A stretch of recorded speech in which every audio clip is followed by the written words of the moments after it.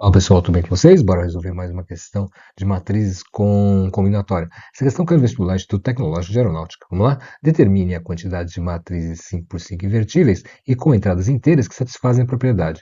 A inversa de A é igual à transposta de A. Bem, vamos considerar essa aqui como matriz A, né? 5x5. Essa aqui é a transposta, que nada mais é do que essa coluna que passa, essa linha que passa a ser coluna dessa matriz. Essa linha passa a ser essa coluna, essa linha, essa coluna, e assim por diante até essa linha aqui que passa a ser essa coluna aqui. Tá?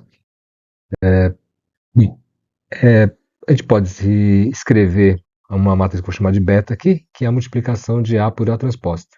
Tá, ok? É, então, dando origem, né, a essa matriz aqui, né, que eu chamei aqui essa entrada aqui de beta 1, essa beta 1, 2, beta 1, 3, beta 1, 4, beta 1, 5, até beta 5, 5 aqui. Vamos calcular, né, esses elementos aqui dessa matriz. Tá? Como a transposta é igual a inversa de A, né, você tem que beta é igual a vezes a transposta, como eu defini aqui. Né? O que quer dizer que eu posso substituir aqui a transposta pela inversa. Né? Então fica A vezes a inversa. Isso aqui, por definição, é a matriz de identidade, né? Que tem aqui a diagonal formada pelos números uns e os outros elementos todos zeros. Tá? Então, a matriz beta é a matriz de identidade. Tá? Dessa forma, a gente tem que beta ij é igual a 1 quando j i é igual a j, né? E beta ij é igual a zero quando o i é diferente de j. Ok? Vamos dar uma olhada como é que a gente calcula, né, esse beta ij aqui, tá? Da diagonal principal. Bom, você vai multiplicar beta 1 aqui, vamos começar com beta 1, né, que é o primeiro elemento aqui da diagonal principal. Ele é obtido como? Uma multiplicação de A1 vezes A1, né, que dá A1 ao quadrado, mais a multiplicação de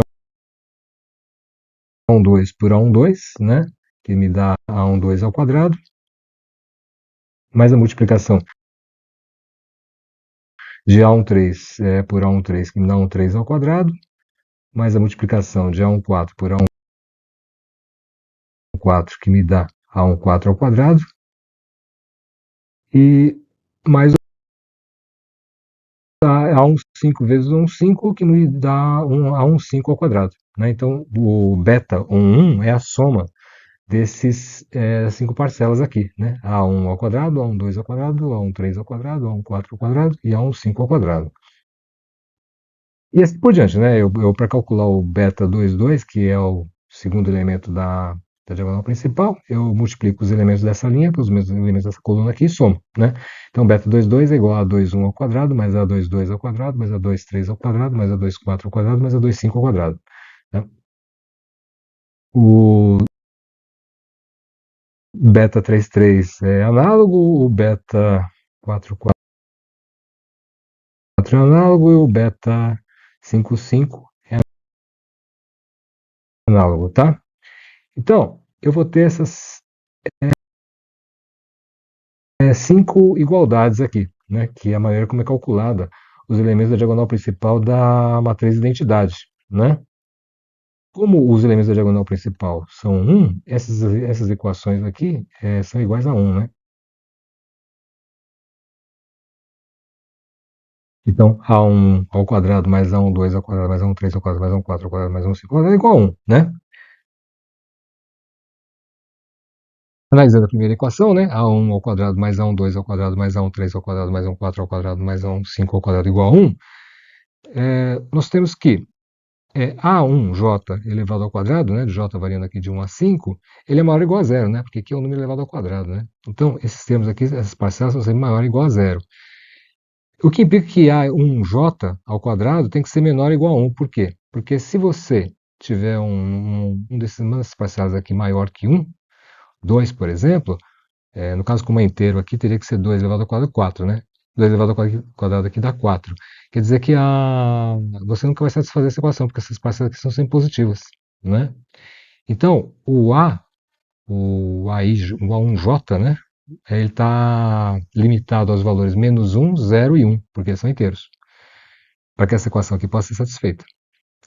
Uma outra consequência disso aqui é que só um deles pode ser diferente de zero por vez, né? Ou seja, se isso aqui é diferente de zero, os outros todos são zeros. Porque se você tiver dois diferentes de zero, ou seja, se aqui é menos um e aqui é um, então aqui dá um, aqui ao quadrado dá um também, dá um mais um é 2. E você não vai conseguir resolver a equação dos outros valores para que aqui seja um.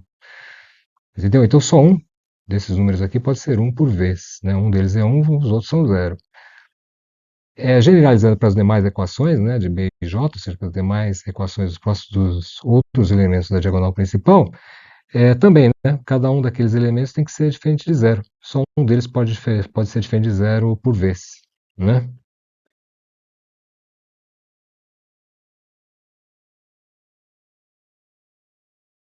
Observe que a condição anterior, né, ou seja, que você só pode ter um número diferente de um na, em cada linha por vez, ele garante que a diagonal principal seja um, né? Que é igual à matriz da identidade. Mas isso não é suficiente, né? Por exemplo, suponha que você tem essa matriz aqui. Ela respeita, né? Aquilo que nós estabelecemos até agora. Ou seja, você só tem um número um por linha aqui, né? Mas na hora que você faz a multiplicação dessa matriz pela transposta, né? A transposta dela é essa aqui, né? Na hora que você faz a multiplicação disso aqui por isso, essa matriz por essa, você obtém o seguinte: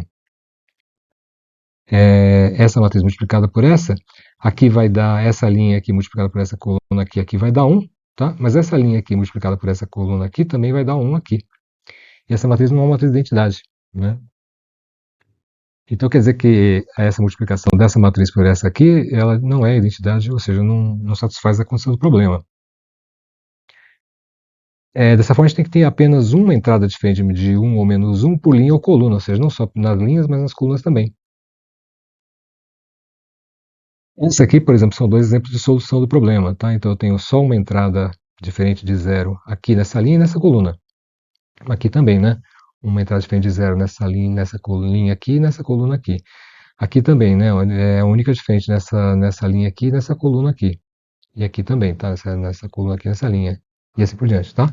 Então são dois exemplos de matrizes que satisfazem o problema.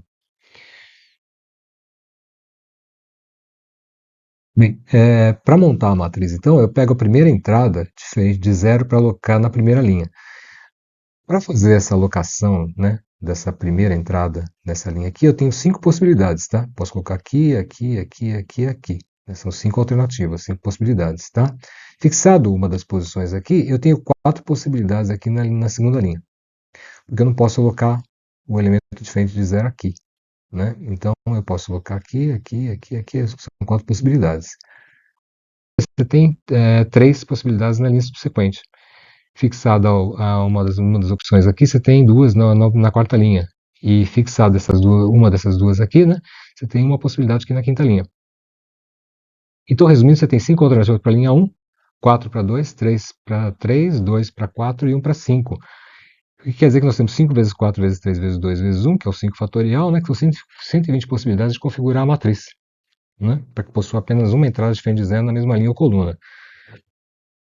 Mas isso aqui não é a solução do problema ainda, tá? Porque se você olhar aqui, para cada entrada dessa aqui, você pode ter mais um ou menos um, né? Então, você tem duas possibilidades aqui, ou mais um ou menos um, aqui outra possibilidade mais um ou menos um, aqui outra possibilidade mais um menos um, mais um menos um, mais um menos um. Quer dizer, se você fixa um positivo aqui, aqui você pode ter mais um ou menos um. Fixado o mais um ou menos um aqui, tem mais duas possibilidades aqui, né? O mais um menos um e assim por diante. Então quer dizer que você tem duas vezes 2 vezes 2 vezes 2 vezes 2 possibilidades de você de entradas das matrizes aqui, né?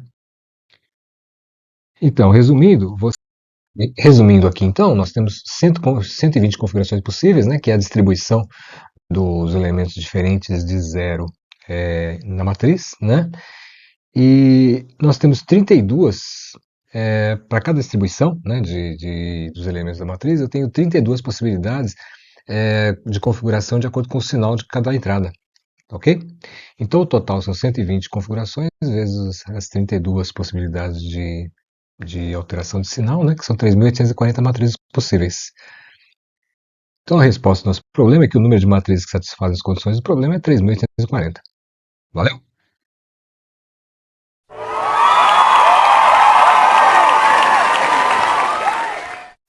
Para aqueles que chegaram até aqui, considerem deixar o like, se inscrever no canal para ajudar o YouTube a entregar esse vídeo para outras pessoas. Valeu!